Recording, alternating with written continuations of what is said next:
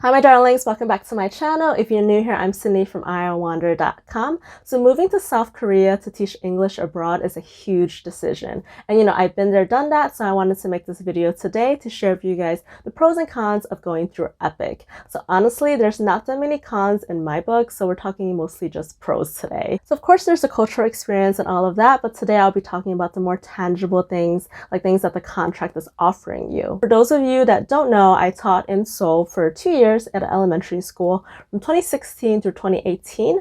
But prior to making this video, I did double check online just to make sure like everything I'll be talking about is still accurate.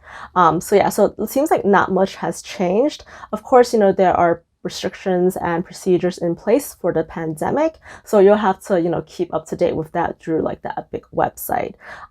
So without further ado, let's jump right into it.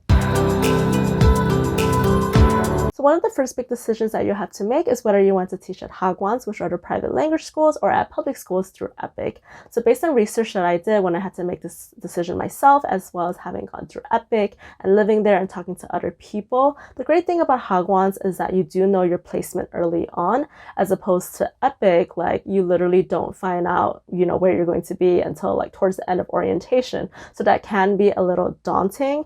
And also with Hagwons, like you won't be the only native English-speaking teacher there. There's going to be others, as opposed to public schools where you are the only one. And then also with Hagwons, they are known to have a higher pay rate, because with EPIK there's a pay scale. It depends on your education background as well as your teaching experience. So on the flip side, with Hagwons, like the work hours kind of vary. But with EPIK, like it's more standard, like 22 hours a week. You know that you're expected to teach those 22 teaching hours, which I heard is good for like the industry standard. And then also with Hagwons, like the vacation time is not as much as what we get with EPIK.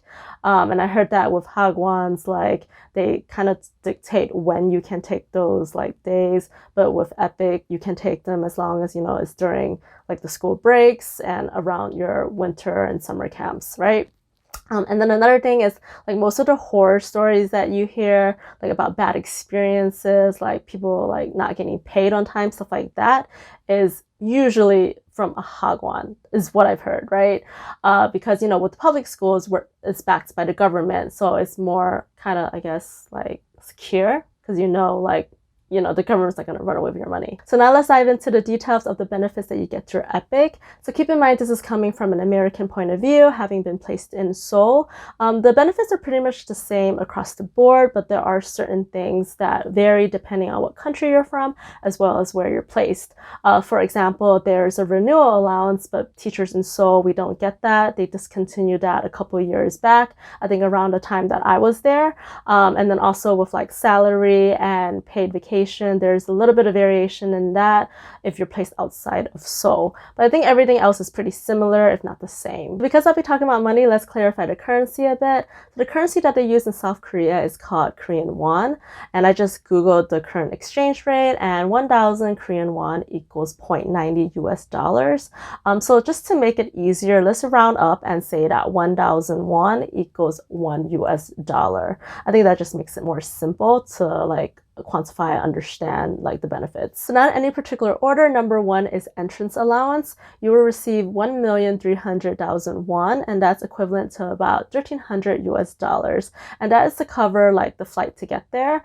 And so basically, if you find like a cheap flight, you get to pocket the rest. So like I think I paid about $900 for my flight or something like that. So I was able to pocket about $400. So that was really nice. Number two, orientation. So basically, it's a 9-day orientation that happens prior to starting your contract, and it's through EPIK, and you don't get paid for it or anything, but it is free lodging and free food, and you get to meet all the EPIK teachers that are coming in the same term as you. And then they also do like little activities, like cultural activities, and take you on little tours just so you can get properly assimilated into Korean culture. So I think that's pretty cool, because I think that really helped me a lot, in getting over like culture shock and all of that when I first arrived. Number three is free housing. The school provides you with a rent-free apartment. You just have to cover the utilities, which isn't too bad.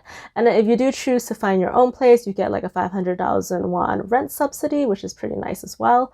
But yeah, so there is a security deposit that you have to give. Mine was about 500,000 won, and they call it like key money, but you do get that back at the end of your end of your contract, as long as, you know, everything's intact in the place and you didn't mess up the apartment up.